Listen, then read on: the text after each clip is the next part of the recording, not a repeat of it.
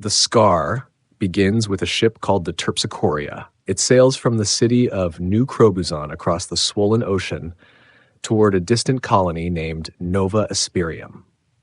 On board are people from many different backgrounds. Bellis Coldwine is a cold, quiet woman who works with languages. She is fleeing New Crobuzon because of her alleged connection to the events in Perdido Street Station. She fears the city's secret police may come for her. Tanner Sack is a remade criminal. His body has been changed by surgery and magic as punishment for a crime. Shakel is a young, illiterate cabin boy who becomes friends with Tanner. Johannes Tearfly is a scientist who studies megafauna and underwater sea life. Before the ship reaches Nova Asperium, it is attacked by pirates. The passengers, crew, and prisoners are captured and brought to Armada, a floating city made of thousands of lashed-together ships. In Armada, no one is made a slave. Instead, everyone is press-ganged into becoming citizens. Tanner uses this chance to reshape his identity. He embraces his remaking and has his earlier rough work perfected. He chooses to become more amphibious, turning himself into a kind of sea creature. Now treated as an equal, Tanner becomes fiercely loyal to Armada. Bellis, on the other hand, hates her new life. She misses New Crobuzon and wants to go home. She works as a librarian in Armada's vast collection of stolen books. She is cold and reserved and keeps her distance from others. Soon, Bellis meets Uther Duel, a powerful and mysterious man.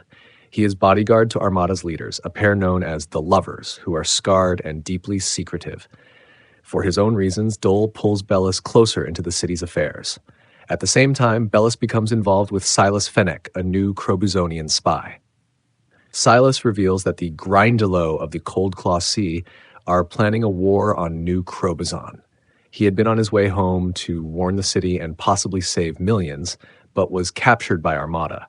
He and Bellis grow close, finding physical comfort and emotional release with each other as they share their powerlessness.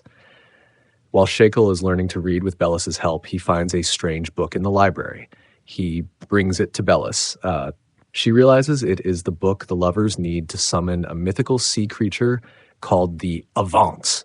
She understands the danger of this plan. Knowing she must somehow get a message home and stop the Lovers, Bellis secretly tears out and destroys part of the Appendix Apex, the section of the book that shows the equations and methods needed to raise the Avanc. With the book damaged, the Lovers turn to the book's writer, Cruach Am, the only person who still knows how to summon the creature.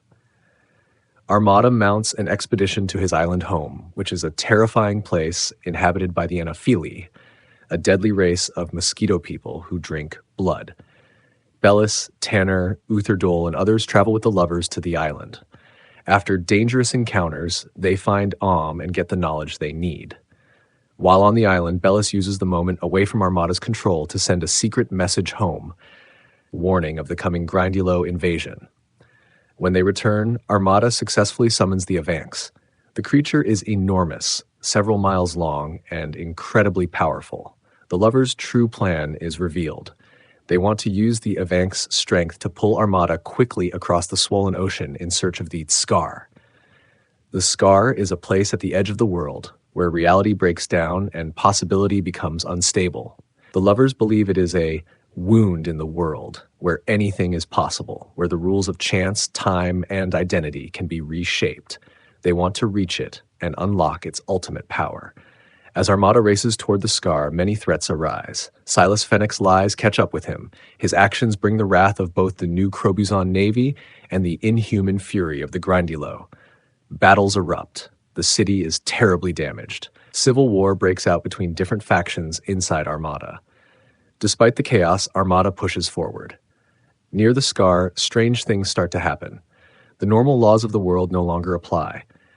The city picks up a shipwrecked man from a different train of possibilities, a version of reality that might have happened instead of their own.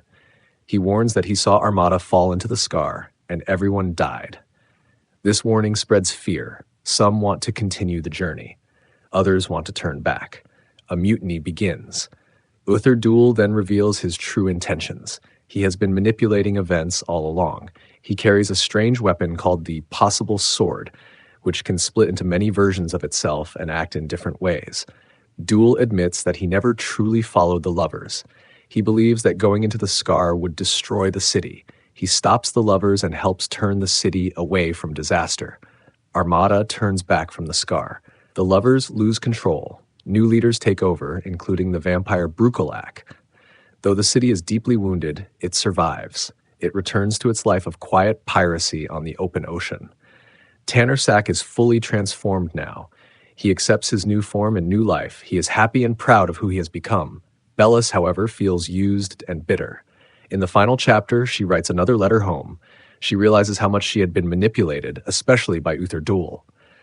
She begins to question everything, which events were simply chance and which ones were carefully shaped by Dúil's secret plans.